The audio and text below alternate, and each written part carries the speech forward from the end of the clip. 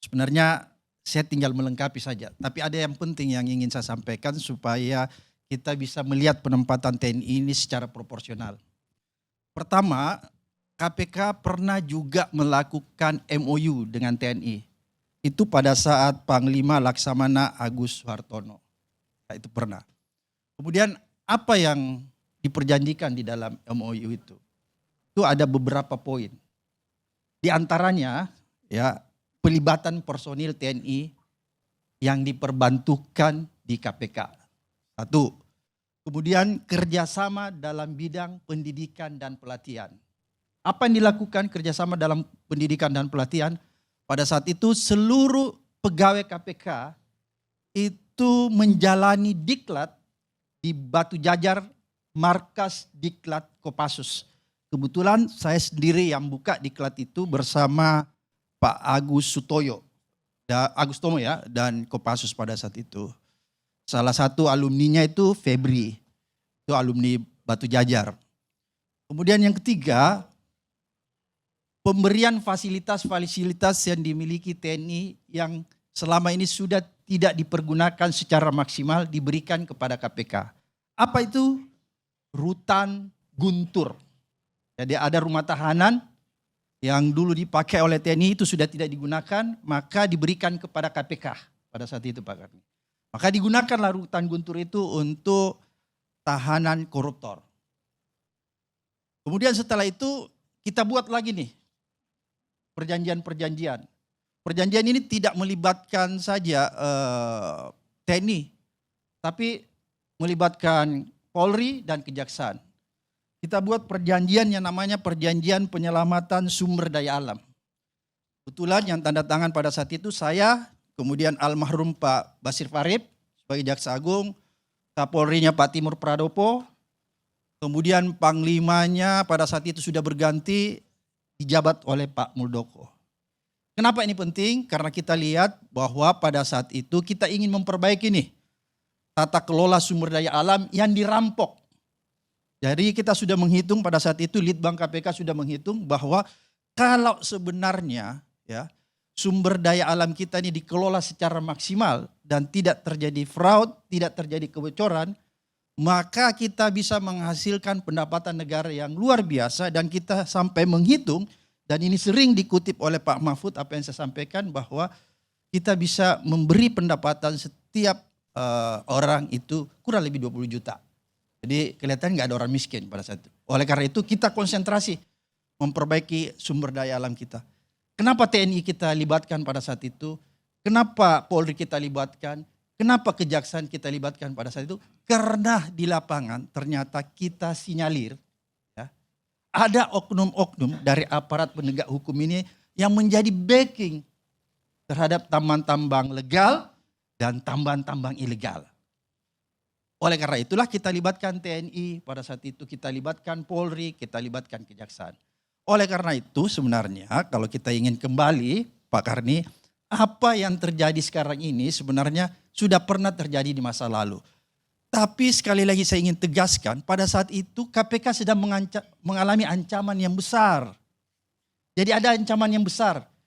Jadi memang dia bisa melibatkan TNI pada saat itu. Bahkan kita masih ingat ada personel KPK yang pada saat itu diteror ya. Novel Baswedan, saya harus buka aja di sini supaya ini lebih jelas semua. Itu sampai harus mendapat pengawalan dari personil Angkatan Laut, Denjaka, Pak, gitu ya. Jadi ini sudah pernah dilakukan, tapi lagi-lagi itu jelas semua perjanjiannya ya. Pada saat itu kritik datang juga ke KPK dari masyarakat sipil. Saya masih ingat pada saat itu Bambang Wijayanto ke ruangan saya. Dia bilang, Pak Abraham, ini ada kritik nih dari masyarakat sipil, dari teman saya namanya Hendardi, di Setara dia bilang kan. Kok ini KPK menarik-narik nih TNI masuk, dia bilang gitu kan. Tapi pada saat itu saya minta sama Bambang Wijayanto untuk menjelaskan maksud tujuan kenapa kita harus bekerja sama. Jadi saya tidak ingin memakai kata melibatkan. Ya.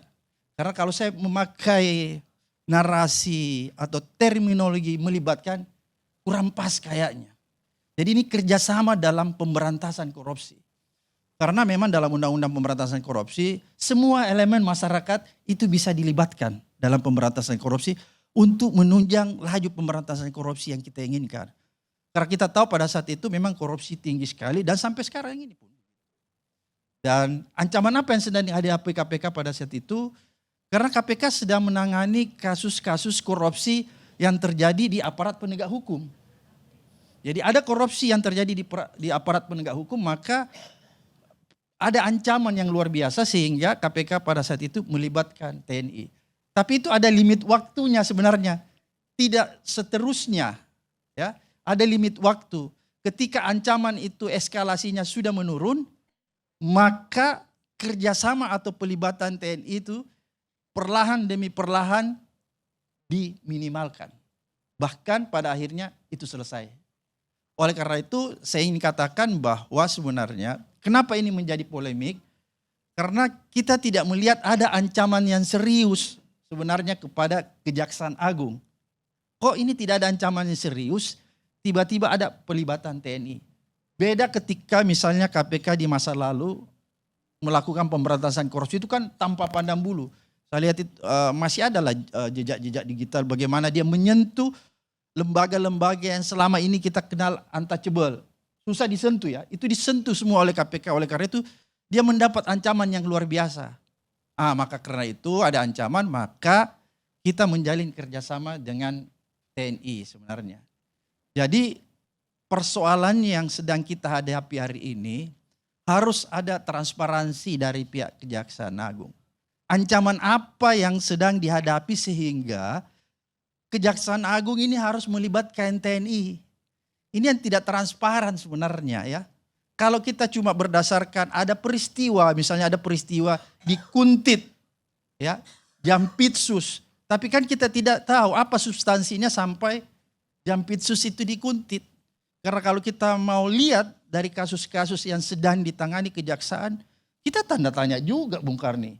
Misalnya kasus Timah, kan nggak selesai. Yang diselesaikan itu cuma klaster aja tuh suaminya artis. Itu kan nggak ada apa-apa tuh. Biar Polsek bisa tanganin itu Bung Karni ya. Jadi heran juga saya sebenarnya ya. Harusnya yang diambil itu intelektual dadernya atau yang untouchable. Ini kan masa cuma beraninya sama suami artis. Belum lagi kalau kita bicara dengan kasus minyak sekarang. Itu semua masih di pinggiran. Bukan orang-orang yang selama ini kita tahu orang-orang yang punya kekuatan backup politik dan backup kekuasaan itu kan enggak. Oleh karena itu saya melihat ini kejaksaan ancaman apa yang sedang dihadapi. Ya. Kalau seandainya kejaksaan itu bisa transparan, katakanlah dia bilang kita sedang menangani atau mengusut kasus korupsi yang terjadi di lembaga penegakan hukum gitu-gitu ya. Itu masyarakat bisa terima. Karena itu pernah terjadi di KPK. KPK bilang pada saat itu sama Hendardi, ini kita sedang menangani kasus korupsi yang terjadi di lembaga penegakan hukum. Oleh sebab itu tidak menimbulkan polemik pada saat itu. Jadi harusnya kejaksaan kalau tidak ingin menimbulkan polemik makanya harus menjelaskan ancaman apa yang sedang dihadapi. Dan maksud tujuan kerjasama itu harus jelas sebenarnya. Kalau semua ini bisa disampaikan secara transparan, ya, saya pikir ini malam kita tidak perlu berdebat terlalu panjang.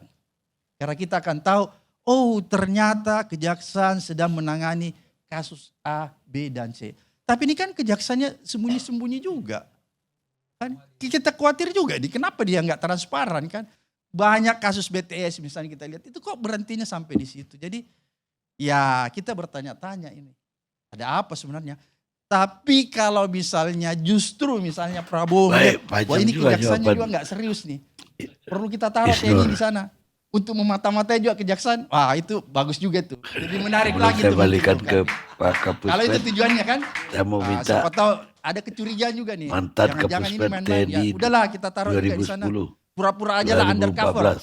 Kalau undercover kan di sana TNI undercover, pura-pura aja dia jaga gedung, tapi dia lihat-lihat juga apa sih yang dilakukan kejaksaan. Serius nggak nih kejaksaan melakukan pemberantasan korupsi atau cuma main-main aja nakut-nakuti orang. Itu bisa juga supaya TNI yang ada di sana bisa melaporkan langsung kepada panglimanya, kemudian panglimanya melaporkan kepada Pak Iskandar Presiden bahwa itu ternyata sekarang tampilnya pemberantasan lebih korupsi langsing. ini Jadi tebang di dalam pilih. tubuh yang sehat Pak ada yang Karni ditebang, terdapat tapi ada yang sportivitas tidak yang ditebang. tinggi.